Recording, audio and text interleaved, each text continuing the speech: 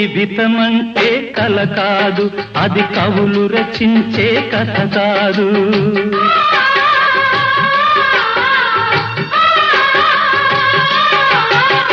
జీవితమంటే కల కాదు, అది కవులు రచించే కథ కాదు.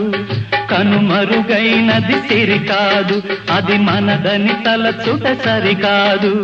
కుడి ఎడమైతే పొరపాటు లేదను నానుడి సత్యం కాదు, ఇది అందరికి అర్థం కాదు. ఓ